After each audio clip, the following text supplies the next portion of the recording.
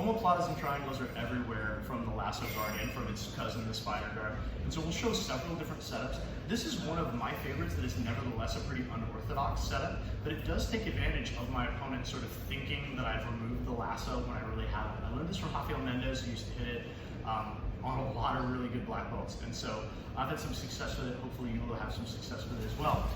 So we showed the other more standard triangle where we get the spider hook and we grab the collar.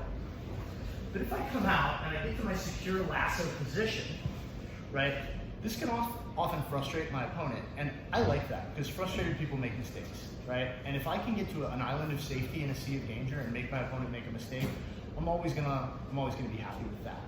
So what I'm gonna do is, instead of going to the classic spider lasso, I'm gonna go to a double bicep lasso guard, where I take the lasso out, step on his bicep, and then step on the spider. And this does not look secure. Jesse trying to smash me? It's pretty secure. And a lot of times guys will try to smash you. And when they do that, you have a really secure structure, and you can pull with your grips and catch them one in, one out for the triangle. And as you can see, his arm's almost already across, and it's tight already. The reason this is more unorthodox and a little bit riskier, especially if you're not used to playing spider forms of guard, so it's a bit higher risk, higher reward, is that we are taking out the lasso.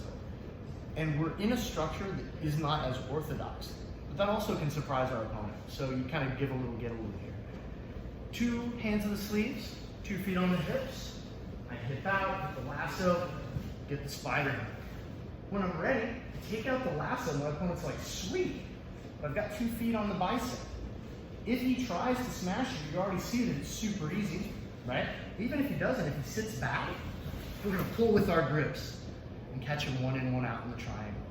I mentioned this before in another video, but whenever we have this one in, one out position, I always sort of ask myself, where is his posture and where are his elbows? If his posture is already broken and his elbow's inside my hips like this, triangle all day.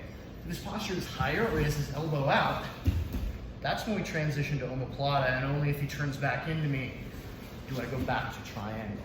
These are really important transitions, and as I'm fond of saying, every technique has a setup, an entry, and a finish. And so by setting up the triangle and then entering into that one in, one out position, we give ourselves lots of options.